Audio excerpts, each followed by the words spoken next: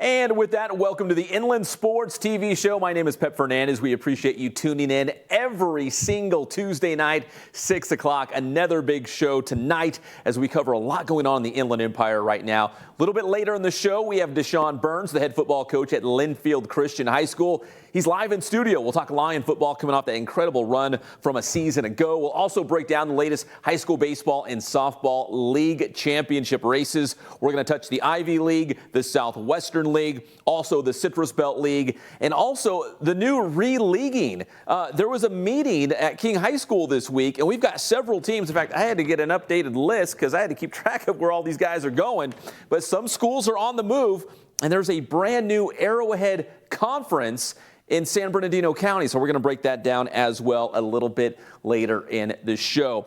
Jeff Gorham has the night off, but he'll join us in our final segment to talk about these re-leaguing, this re-leaguing meeting and what it all means as some teams are moving around a little bit, teams here and there. And maybe the most significant ones that were on the radar were Beaumont moving to the CBL, Arlington making a move to the River Valley League. Not for this upcoming fall, but a year after, the 2020-2021 seasons for high school sports. But right now we're leading off the show with football. We have the NFL Draft taking place this week, Thursday night, Friday night, and Saturday. And we've got a handful of guys here in the Inland Empire that, fingers crossed, are hoping to hear their names called at some point during the draft. One of those guys, the pride of Cardinal City, USA, Alexander Mattison, entering the NFL Draft, coming out as a junior, and he had a monster season for the Broncos on the ground, so why not? So he enters the NFL Draft early after his junior season at Boise State, and now he's expecting to be drafted. We've heard anything in those so-called mock drafts from the 3rd to the 7th round, but we had a chance to catch up with Alex because he actually came back home to the Inland Empire, San Bernardino. We caught up with him at San Bernardino High School's old stomping grounds to get his thoughts on the NFL Draft. Do you embrace the process, the pressure that goes with this whole deal of turning pro and going to the NFL? So we talked to Alex about a lot of different things, and we lead things off with the question of his salute. After every touchdown, he gives that salute. He's going to take that to the NFL as well. So here is our interview with Alexander Mattison. Inland Sports. It just happened. Did you do it here at San Bernardino, or? No. It just after I scored one time, I think that might have been the game that we were honoring the veterans. And we had the American flag stickers on, and I scored, and I don't know, it just happened, and then I guess it kind of blew up a little bit. My dad said, someone had edited a photo of me, and he's like, "Is this the new celebration?" And I just ran with it. Will we see it in the NFL, hopefully? Yeah, definitely. Different versions of it. Well, Alex, going back to this NFL Draft coming up, and your playing days here, obviously, at San Bernardino High School to Boise State, at what point did you feel like the NFL would be a reality for you? Oh, man. You hear it a lot from other people, but I never really myself kind of grasp the whole idea of this, this is real, this is a real possibility. But I would probably say in high school, just after certain accomplishments and just through my hard work, just knowing where I want to get, that it was a goal that I could attain, and just to be in this position now is just man, you were working for this, and the whole time that you're putting in this work, and now it's coming true. It's you just got to continue to work and do whatever you want, because as long as you keep that same mentality you had when you didn't have anything, when you didn't have any offers, all the way through the process, then I know I'll be all right. So come the NFL Draft Thursday, Friday, Saturday, do you and your family just buy a hat of every single team and just whoever calls you throw it on? I mean, I think we'll just we'll let it be up in the air, and then just see what happens. Yeah. Was it a tough decision coming out after your junior season at Boise State, because you had such a huge year? You're probably hearing from a lot of different people, hey, you got to strike while the iron's hot, right? Yeah, definitely. It was a hard decision. I didn't know I was going to come out until literally the last game that we had that got canceled. Up to that point, it was just kind of you hear stuff and you talk to coaches hey, what are you thinking?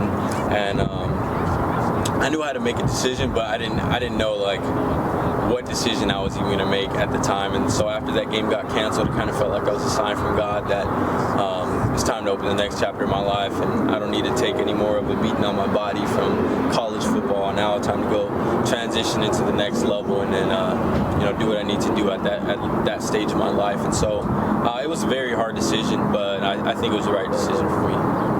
Do you look at the mock drafts? Do you let the NFL so-called experts? Do you try to stay off Google and all that? I've seen some of them, but I don't really pay any mind to it. The teams and the actual people on the teams are the ones that are going to look at who they want to pick up, and so you can't really get too excited or too bummed out about any of those mock drafts that you see. Okay, give me the scouting report on Alexander Mattison. If there's an NFL GM reading what Alex is all about, how would you describe the kind of player, the kind of person they're going to get? Someone that's resilient, never going to give up, smart player, a smart person, and I'm just going to work for whatever it is that you want me to accomplish.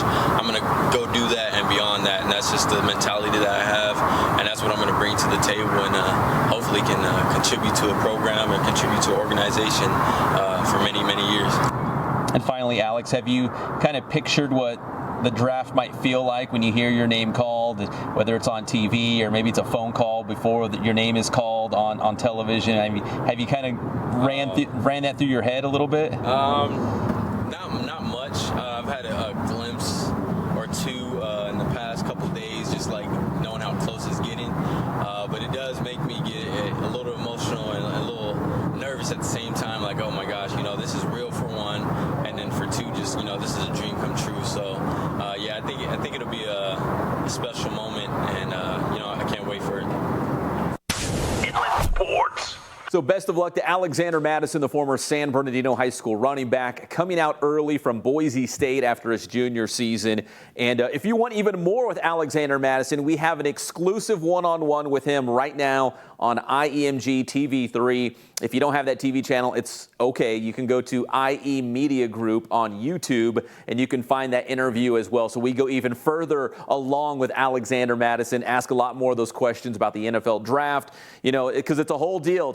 It's the family, it's all his friends, it's the whole support system. Everyone's kind of, enjoying this leading up to the NFL draft. I know he's a little stressed, but he'll feel a lot better come the end of the weekend when this is all over and he can find out which NFL team that he is going to. We've got a couple other guys we're hoping to have their names called in the NFL draft, maybe undrafted free agents when Sunday night, Monday morning rolls around. They'll be on a team. We're talking about Sione Takitaki out of Heritage High School, Nate Metters out of San Gorgonio and UCLA. We got a handful of guys that we will be keeping an eye on. So next week at this time, right here on the Inland Sports Show, we'll update you on our Inland Empire guys headed to the NFL. Let's wrap up this segment with the University of Redlands football camps. We're good friends with Coach Maynard and the guys out there at the U of R. The Bulldogs have a June series of a bunch of camps. I mean, take a look. Look at all the teams that will be coming to the Inland Empire. Listen, they could go anywhere in the world, but they come out here to the IE. They're going to set up camp at the U of R. There's the dates. There's the times. The website's on the screen as well, iefootballelite.com. Go check them out. A lot of Pac-12 schools. A lot of these schools on the West Coast, including San Diego State, Utah State. A lot of great programs, UNLV, and, of course, as you can see, Oregon, UCLA, Arizona State. I could go on and on. Arizona, so Utah. So check that out if you want to go out there and be seen if you're a high school football player and get noticed. When we come back, we're going to shift gears. We're going to pivot over to high school football. They're coming off a magical season at Linfield Christian. We got the head coach of the Lions in studio, DeChon Burns, when we come back on the Inland Sports TV show. What's going on, guys? This is Ray Bass from Boost Performance Training. You're watching the Inland Sports Show with the one and only Pep Fernandez. The Inland Sports Show is brought to you by Spoiled Quick Quality Oil Change. Spoil yourself and your car at Spoiled. Kin Sporting Goods. They have all of your sporting gear needs, Letterman's jackets, and team uniforms. And Boost Performance Training with Coach Ray Bass. Athletes of all levels and all sports are going to Boost Performance Training in Corona.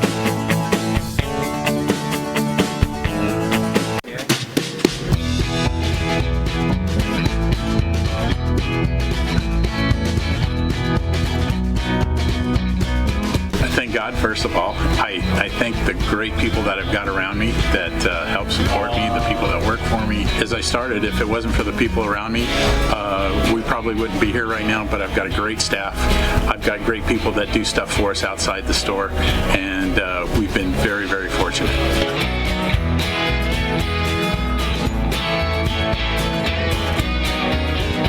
Our service is impeccable, and we just keep trying to get better every year.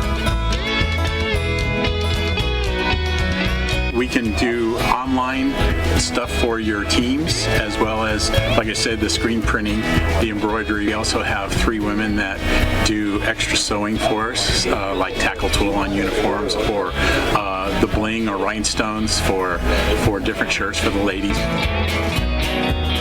That's why we have certain racks just for certain schools, and the fun about that is that it turns into other schools that may come in here that aren't as close, that we can do stuff for them as well. We've had very, very good customers throughout the years, and it's just been a blast.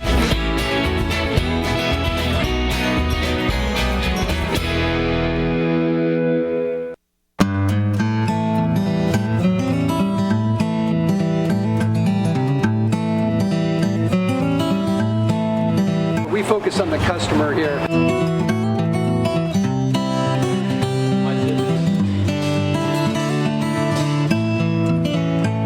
Believe it or not, that is the biggest thing for customers on an oil change. They just want the convenience of coming in, driving in, getting it done, and driving out.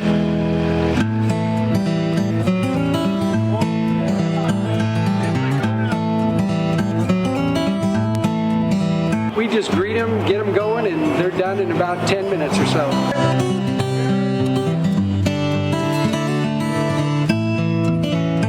We don't push any sales on them. We do the oil change, and I think that's what sets us apart is our customer service.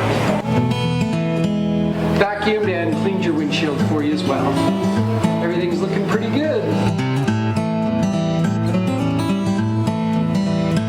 Come into us one time, believe me, we'll spoil you and you'll be ready to come back the next time.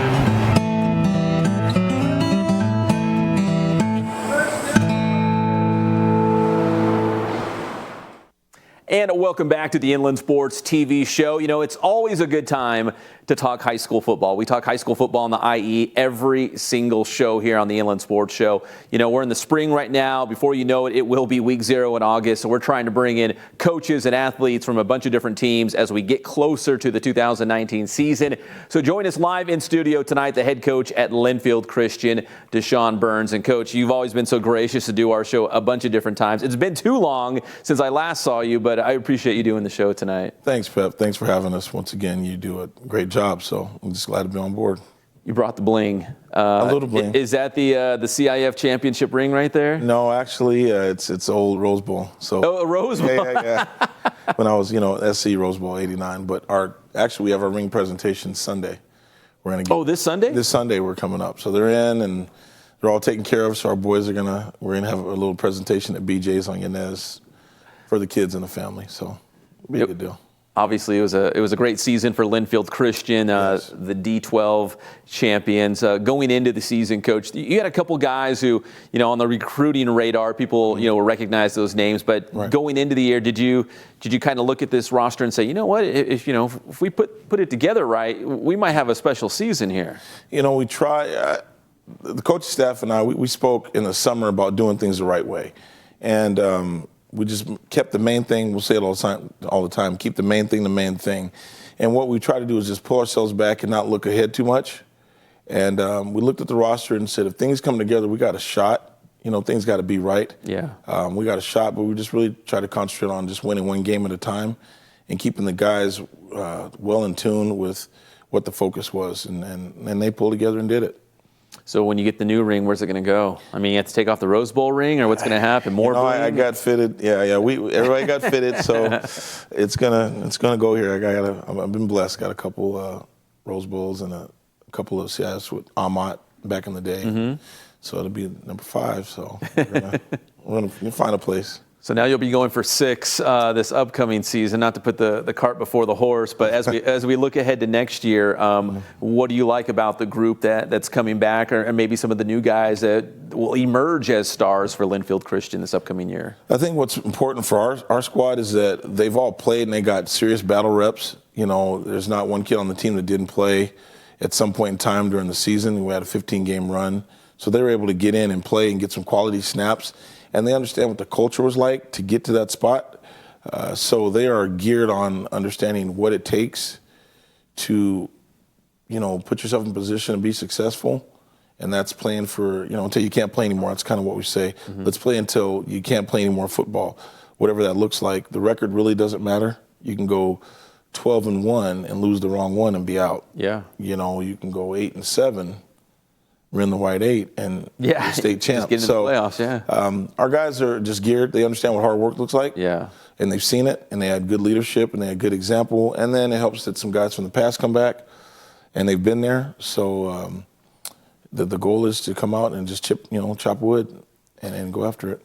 So that was a D12 championship. I don't know when the CIF Southern Section releases the playoff divisions for the following year, but I'd imagine you guys would at least be 11, maybe even higher. I mean, have you heard anything? Or? We jumped. The year that we went to the championship in 2015, we were in 10. Yes. Was that the Notre Dame game? That was the Notre Dame game. But that had a different name. I forget what it was. Yeah, it was the North. Yeah, the West, North. We were North. South, the South something another conference or division. So we were in 10, and then we jumped to 7 the following year. So we moved up 3 spots with, not winning. I think we probably at least 3 to 4. Maybe that's what I'm gathering. I don't think no more than 4 or no more than 3 actually. Yeah. So we could go up to a D9 or D10. So last season was great, but now the bar is going to be raised as you go into this season, right? I mean, obviously the goal is always to, win league, win CIF and all those things, but it will be tougher, I guess, for the simple fact that you'll be going up in division. Yeah, I mean, we look at it, the way CIF does it is the bottom line is if you win, then you move up. Yeah. If you stay status quo, you lose, then you'll probably move down. So there's going to be a bunch of releague, and it'll happen this year. It'll happen in June. And we'll hear from CIF what it's going to look like, what the divisions are going to look like. People are going to move up, people are going to move down. All we can control is our destiny, which is take care of business each and every week. So honestly, we don't put a lot of onus on the divisions we go up and the divisions we go down. We just got to take care of business in our respectful division. So last year you had winning CIF. You go to the Southern California Regional. I think it was against San Diego, the Cavers, right? What was that experience like, just going beyond CIF? I know it's still relatively new to the state playoff system, but what was that like, at least for this team, maybe even the returning players to win CIF and know that there's something even beyond that now if you want to keep playing? Well, we kind of took off of. In 15, we had a chance to get back to the dance, right? The team, I wasn't up there in 2009 when they went and won it all, but then in 15, we got there. So we didn't take care of business and we lost. And so we kind of made a vow that should we ever get back to that position, we got to take care of business. So the focus is different on the coaching staff. The focus was different the way we coached the guys and what they were looking for.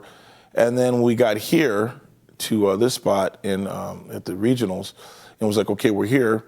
We understand what it looks like. It's just the next game. It's not a bigger game. We got to keep playing until we can't play anymore. Yeah. So now, if we're blessed enough to get back to that position, there's things that we got to do to make sure we can get past that position. So it's a good learning tool for us to recognize what it was and what it wasn't. If the lights were big, if they weren't, who's ready to rock and who's kind of tuck and tail. So we'll get those things fixed. When you're coaching, let's say a week 0 game in August compared to playing a game in December, which if you're playing in December, you're having a great season. Is it different because at that point the guys probably know what to expect of you as a coach, and there's certain things that you need out of them, to win football games. Is it maybe just managing, like keeping them healthy, making sure the fatigue doesn't set in? Is it different coaching when you're that deep into a season, when you're playing for CIF titles, when you're in the state playoffs? Oh, definitely. I think how we go into it and the way we manage it, we break the season down in parts, right, and thirds and quarters. And the first part is to get themselves ready mentally to go to war. And it's really an all gas, no brakes mentality, and we're on until the wheels fall off, But it's our jobs as coaches to manage and take care of them. So 15 weeks of straight banging is not real smart. You got to know when to pull back. You got to know when to ask of them. And it's more mental preparation. At that point in time, when you get that deep in the playoffs, there's not too much more you're going to do. Yeah. It's just being good at what you're doing. So we just really harped on that. Once again, taking care of them, making sure they're doing the things right off the field, taking care of your bodies, getting the right amount of sleep, focusing on the right things, leaving the stuff that's going to be detrimental to you, leaving that alone, and then focusing, keeping the main thing the main thing. That's what we really harped on this year. It's tough that time of year because, being a married man with kids, there's Thanksgiving, there's Christmas around the corner. There's like different things going on. Like, hey, Coach, I'm sorry, we got a family Christmas party. We got to. You know what I mean? Like just things like that. Life happens. Yeah. Well, we're blessed. I'm blessed. We kind of have a preseason meeting with the parents and the kids and talk about. We've killed the word expectations, so we don't say what the expectations are because my expectations might be different than yours. But there's a standard. So this is the standard to be here at Linfield, and this is the standard to play here. And this is a standard in which we'll operate as coaches. So this is what the standard is. So understand, here's the time off.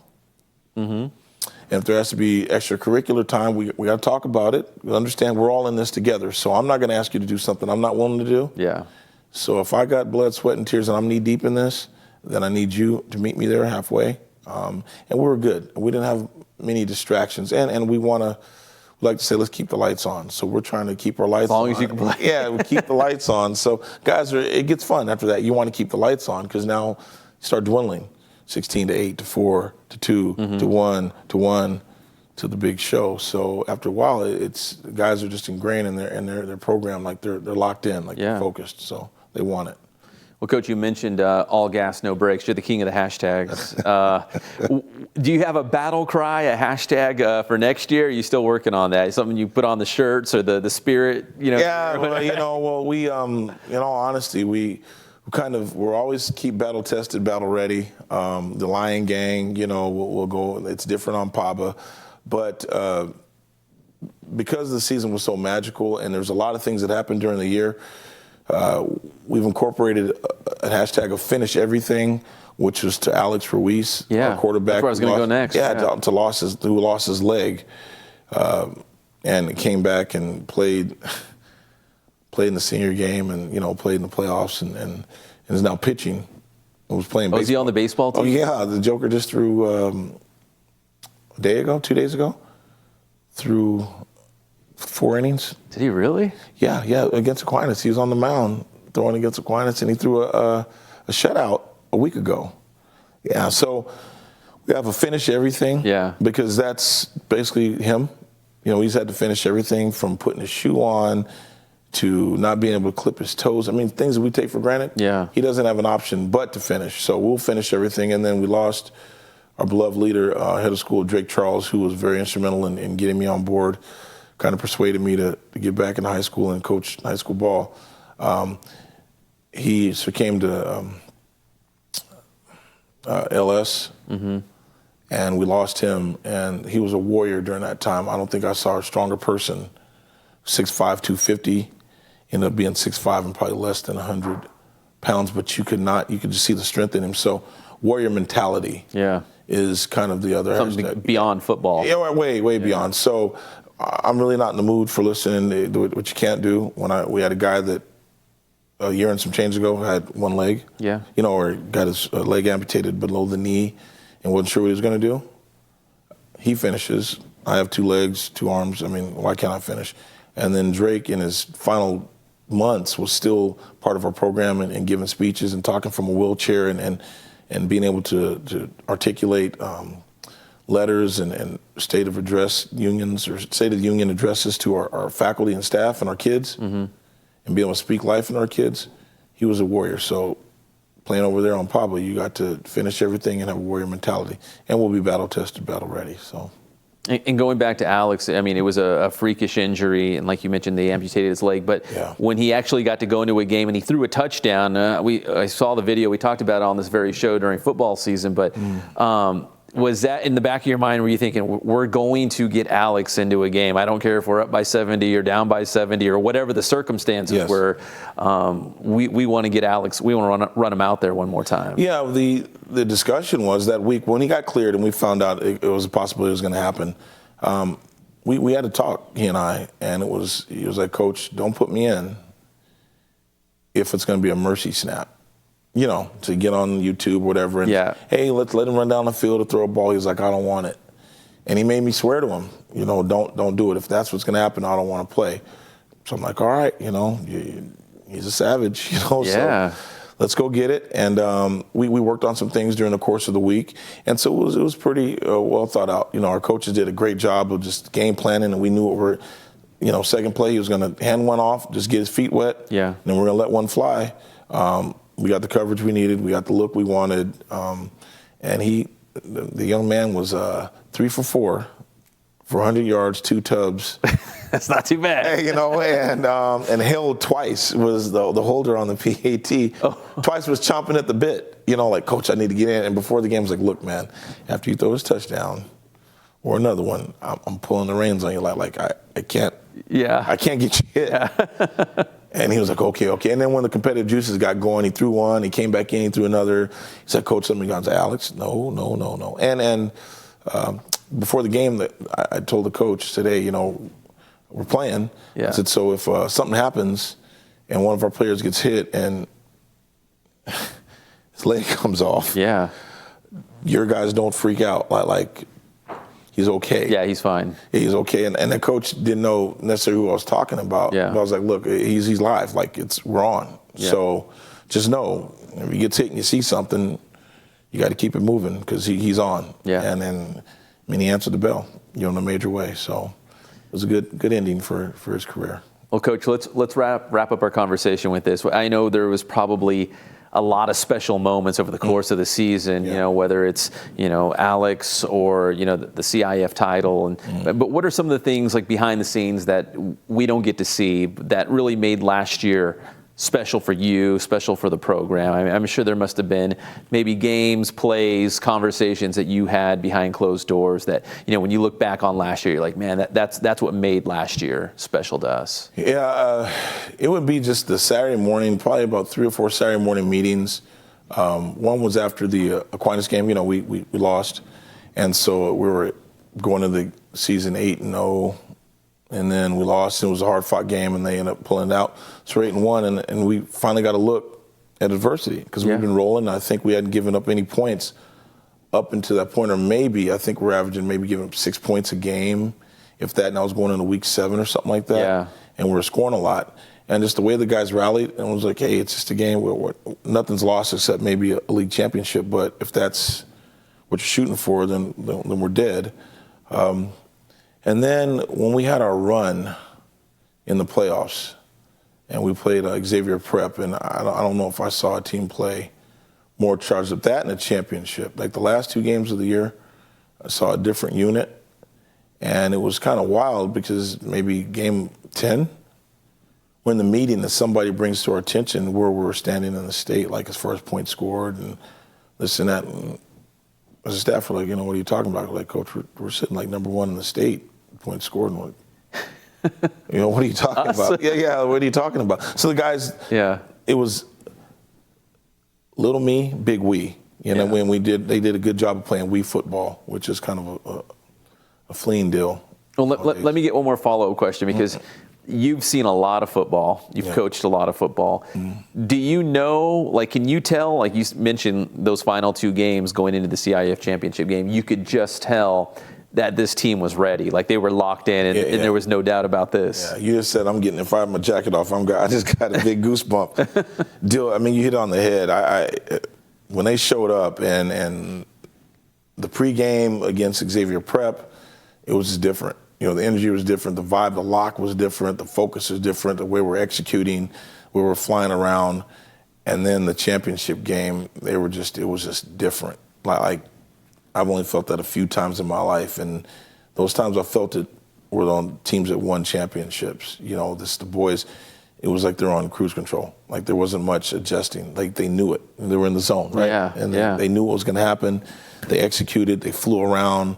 If you got rattled, it was no big deal. They just played together. They flew around, played fast, played hard. So I have to say that I was like, at one point I was like, we may have a shot. You know, I was like, man, we're rolling right now. We may have a shot. So I know it's a sports cliche when they say, oh, they peaked too early. It sounds like you guys waited to, to play your best at last, right. Towards the end of the playoffs. So and that's the goal. We don't talk about peaking as we do. Just keep playing your best. You got to play better than we played the week before. Yeah, it has nothing to do with the other team. And I'll just sidebar for a second. I know we're finishing, but I was at Beaumont. We played De La Salle. And we were victim 120. And they had Landry, Gutierrez, Maurice Jones-Drew. I mean, they were loaded. And we came out of the locker room and we were woofing and doing whatever in the end zone. And they were holding hands with their backs to us. And our guys were barking. And we had some stuff, Diane McCleskey, Wesley Walker. We had guys that went to the show, too. Yeah. And I just remember Derek Landry looked around, and one of the guys that looked back to see what was going on, and he grabbed the guy's face mask and said, what we have to do has nothing to do with these guys, but everything to do on that field. I remember looking to a coach going, man, I think we're in trouble. This is not good. Yeah. They got their act together. Yes, and that was the focus. And I think that's kind of the feeling that we had, us coaches had towards the end. Like it really didn't matter about what the other team did. We just got to be better than what we were the week before. So you kind of took the mentality, worry about Linfield Christian. Yeah, that's it. Whoever we're lining up against, it take care of our matter. business. Yeah, we crack jokes, and I'll say, I don't care if we line up against the Raiders or the Niners or Brady. It doesn't matter. We're going to play wide open. We're all gas, no brakes, and let the chips fall where they may. So we can't concern ourselves with the guy across the line. Yeah. We got to worry about us. So you might beat the Raiders. Hey, yeah. Sorry. Staying out of that. Coach, we always appreciate the time. Appreciate you. Thank you. Best of luck this upcoming season. And enjoy the ring ceremony Sunday. I'll send you some pictures. It's going to be neat. Want to bless the kids, right? They've worked really hard, and it's about them. So we're going to go to BJ's on Pablo and some pizza and soda and play the season highlight, and the playoff run highlight. Call every kid up and present their rings, and then a memorable experience, right? Yeah. It's a once in a lifetime deal for some. So a lot of them, this might be the last football they play. So right, and that's what's important at the end of the day. So appreciate you. Thank you for all you do, Pep. All right, thank you, awesome. Coach. All right, that's DeChon Burns, head football coach at Linfield Christian. When we come back, we'll update you on some of those high school baseball and softball league championship races on the one and only Inland Sports TV show. This is Alexander Mattison. You're watching the Inland Sports Show. What's going on, guys? Coach Bass here from Boost Training. We have a number of different options to help athletes develop here at the BPC, whether it's our off-season strength programming or it's our general sessions and even our one-on-one training sessions with either myself or one of our coaches here. So if you need that detailed coaching, book your one-on-one session today. Please feel free to contact me directly on Instagram at Boost Training or on Twitter, Boost_Training, or contact me directly here at the gym. Our number is 951-532-4904.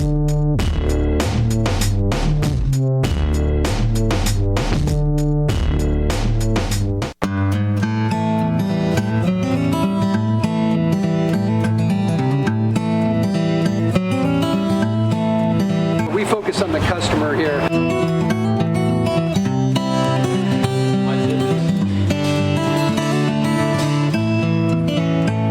Believe it or not, that is the biggest thing for customers on an oil change. They just want the convenience of coming in, driving in, getting it done, and driving out.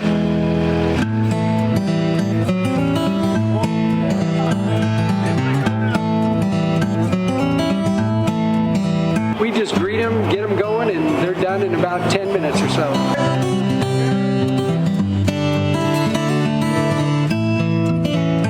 We don't push any sales on them. We do the oil change, and I think that's what sets us apart is our customer service. Vacuumed and cleaned your windshield for you as well. Everything's looking pretty good. Come into us one time, believe me, we'll spoil you and you'll be ready to come back the next time.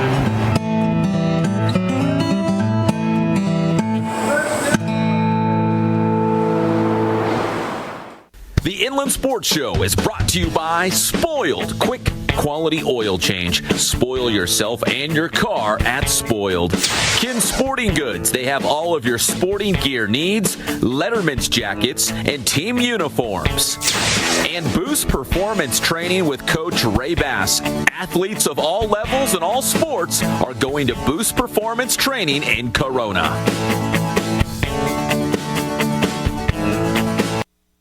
And welcome back to the Inland Sports TV show here at Val Verde Teen Vision TV, Channel 16. Johnny Nunez and Anthony Trujillo behind the scenes making us look good. We always appreciate them. As now we are talking high school baseball and high school softball. Final week of the regular season. We're going into the playoffs next week. A lot of teams still jockeying for position to get into the playoffs. Some teams have either wrapped up a league championship or they're still in the hunt for a league championship. Let's start with Ivy League baseball. Anthony, we got the standings here because the Ivy League, one of the top leagues for high school baseball in the Inland Empire, and right now it's Temescal Canyon holding on to a slim lead in the Ivy League standings. Temescal up one game on rival Paloma Valley because Temescal Canyon had a huge win this past Saturday against Canyon Springs. So there's the standings right here. Temescal, Paloma, Canyon Springs, Riverside, Pauley, Heritage. There's a logjam, as you can see, in the middle of the Ivy League baseball standings, and these final games are going to be very, very important because, again, you got to punch your ticket to the playoffs. Temescal Canyon, if they can win out, they will be your Ivy League champion. And look at all those great teams in the Ivy League. That is not easy to win an Ivy League championship. So Temescal Canyon at 9-3 right now in the Ivy League. They are in the driver's seat. Our senior writer, Daryl Trujillo, had a chance to catch up with their skipper, Temescal Canyons, after that big win against Canyon Springs. Let's check that out.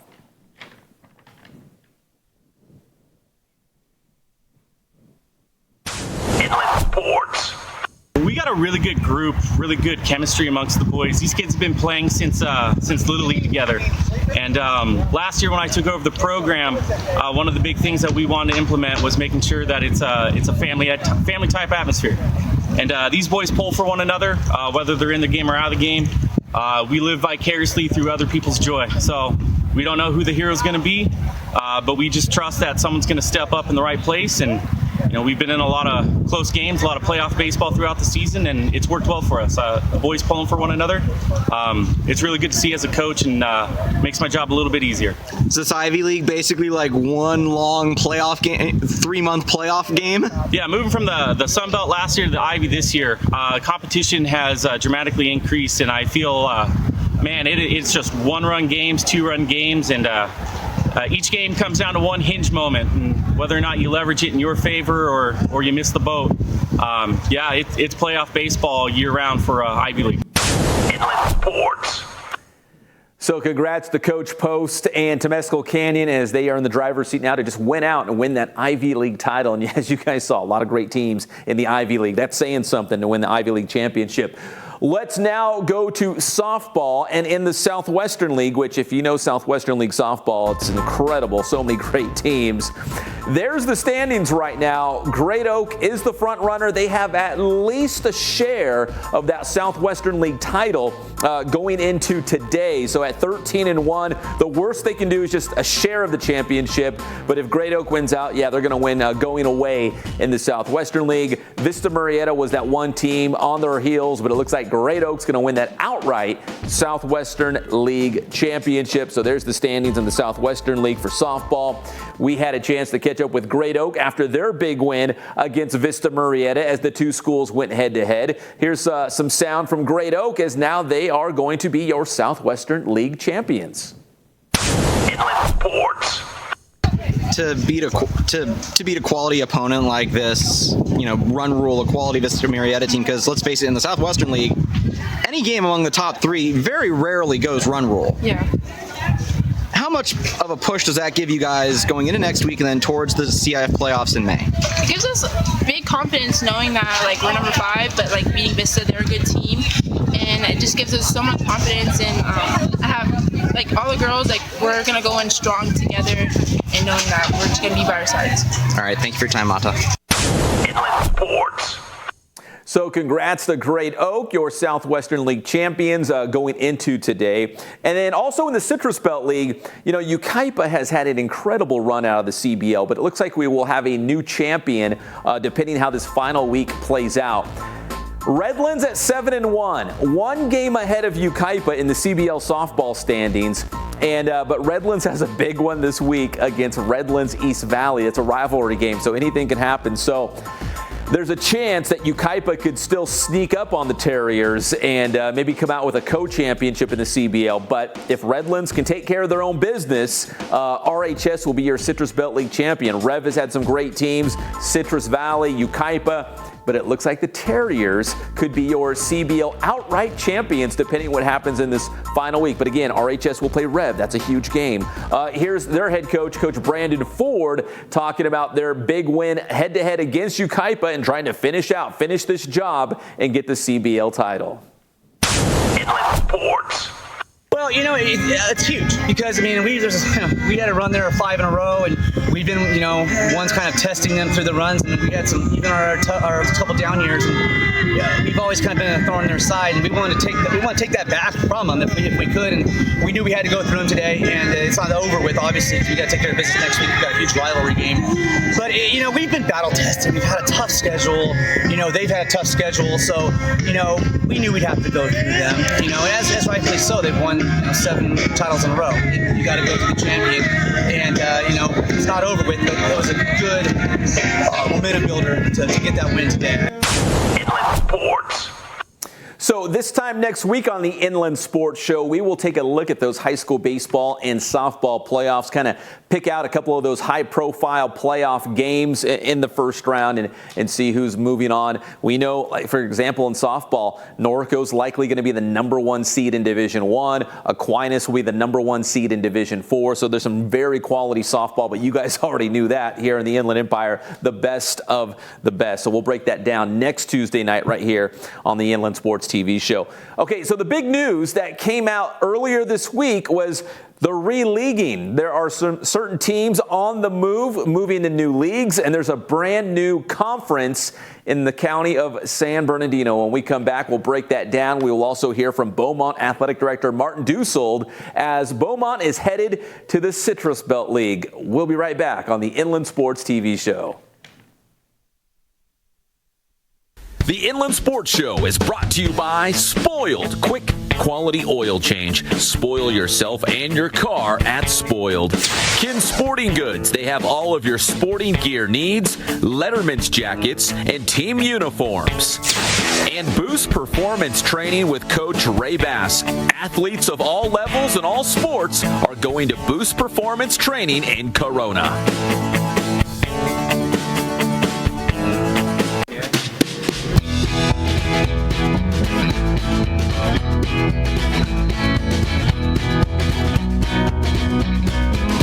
God, first of all, I thank the great people that I've got around me that help support me, the people that work for me. As I started, if it wasn't for the people around me, we probably wouldn't be here right now, but I've got a great staff. I've got great people that do stuff for us outside the store, and we've been very, very fortunate.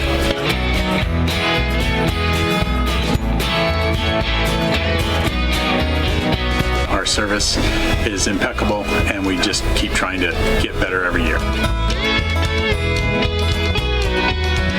We can do online stuff for your teams, as well as, like I said, the screen printing, the embroidery. We also have 3 women that do extra sewing for us, like tackle tool on uniforms, or the bling or rhinestones for different shirts for the ladies.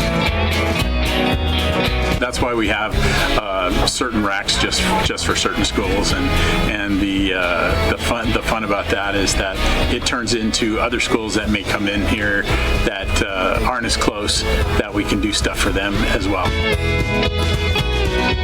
We've had very, very good customers throughout the years, and it's just been a blast.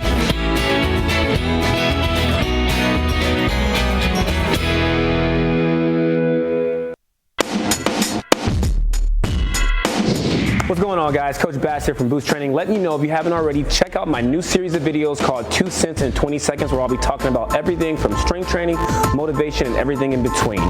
You can find it on our social media platforms, on Instagram at Boost Training, on Facebook, search for Boost Training, or on Twitter, Boost_Training. Check it out.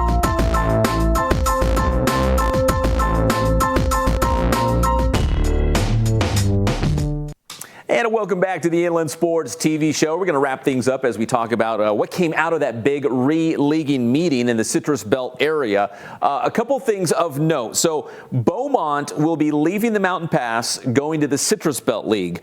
Let's see. We also have Arlington leaving the Raincross Conference, and they will now be part of the River Valley League. So that'll be fun. A lot of those Riverside schools, Ramona, Norta Vista, La Sierra, Hillcrest, I consider Patriot kind of Riverside, right, as well. The Raincross Conference will now bring in Hemet, Moreno Valley, and Vista del Lago. So they will stay at 15 teams now with the addition of those schools. Jurupa Valley, they leave the River Valley. They go to the Mountain Valley, and Paris will slide into the Mountain Pass, taking up that spot left by, well, not only Beaumont, but Hemet. Hemet moving to the Raincross Conference. And the other big thing, maybe the biggest thing coming out of this was the Arrowhead Conference. So we saw the Raincross Conference, you know, they scooped up, what was it, I think it was the Sun Belt League, it was the Inland Valley League, they added Notre Dame, they added Orange Vista. Well, San Bernardino County is now going to do something similar. Carter High School will leave the Citrus Belt League and join this new Arrowhead Conference with the San Andreas League and the Sunkiss League. So for football purposes, I was just trying to, off the top of my head, come up with what this Arrowhead Conference top football league might look like. It could be Carter, Eisenhower, Grand Terrace, Kaiser, and San Gorgonio. That could be a football league, not this upcoming fall, but next year, the 2020-2021 season. So that's what the Arrowhead Conference could look like. And again, the Citrus Belt League, too, it only got tougher because Beaumont is on the rise. Jeff Steinberg's doing great things out there with Beaumont High School. So now they will be in the CBL for all sports. Specifically, we're talking football right now, but for all sports. So we had a chance to catch up with Martin Dusold, our senior writer. Daryl Trujillo found him at the re-leaguing meeting. So here's what Martin Dusold, the AD for Beaumont High School, had to say about what looks like this move to the CBL, which has been a long time in the making, it sounds like. Inland Sports. This has been in the works for some time. Thoughts on it finally coming to fruition? Well, we've developed a really great relationship with all of the schools in the Citrus Belt League over the years, and so we feel that at this point, with the growth we've experienced in both our community and our school, that this is a great time for us to have that opportunity to go over with some schools that we've been non-leaguing with and have the opportunity to compete in a league altogether. Yes, I feel, again, with the growth we've experienced, it was really going to be very hard for us to defend not making the move at this point. I think that our coaches and our student athletes and the support we get from our school and district have allowed us to be in this position where we feel good about going in and competing with all these schools. And again, the relationship piece is probably the key piece because we've been working together so much over the last 2 to 3 years. Inland Sports. All right, that was Martin Dusold talking about the re-leaguing. Now join us live on the show to wrap things up via Skype. Jeff Gorham, somewhere deep in his bat cave in the Menifee area. I don't want to say exactly because, I mean, did Batman ever say exactly where he lived? No. You got to keep it secret. No, superheroes never say where they're from or where they stay. So, Jeff, you look at these new Citrus Belt area leagues. What jumped out at you? Because there was a lot of movement, nothing huge, but this Arrowhead Conference is kind of interesting. Yeah, I mean, it's different to say the least. I mean, CIF has always been based on smaller divisions, these leagues. Now these super conferences, I think you're for teams that are struggling. If you're in the lower tier, you maybe should be based. I think you should be year, a little boy in there, but year to year, then every 2 years, because struggling programs get better.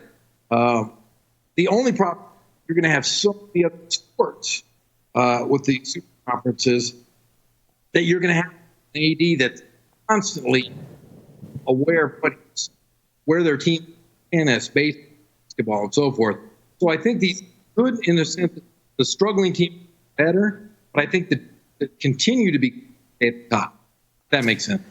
Yeah, it's kind of like it's a snapshot of what the CIF Southern Section's doing, how they, we've been talking football today, how, they move football teams up and down in division based on how you did, the previous 2 seasons. These conferences are kind of the same way. Like, so if you're performing well, they're going to put you in that top tier. The Raincross Conference had 3 leagues, the Ivy, the Sun Belt, and the Inland Valley. And it sounds like, I'm assuming the Arrowhead Conference is going to do something very similar. So if you're really good, you're going to play the other really good teams in your conference in that top tier. So I think, kind of goes back, it's that popular word, competitive equity. I think it kind of goes back to that. Yeah, I do see that. But then you look at the Mountain Pass League, they lose Beaumont, they lose Hemet, they gain Perry, but yet it's really the 5-team league. So in basketball, does that make you play 3 rounds? They're basically taking a step at that league past. Great teams, but you're going to have to skip a lot differently, especially in football, because a lot of these super conferences, they're going to be skipping games outside of their league, the conference, if that makes sense.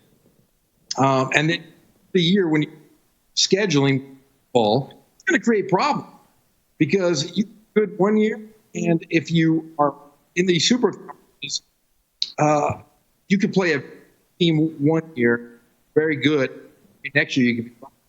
And I hate to say it, but it has to do with scheduling 1 year in advance. You can't do it 2 years in advance, which makes it tough for big programs like who's on the rock.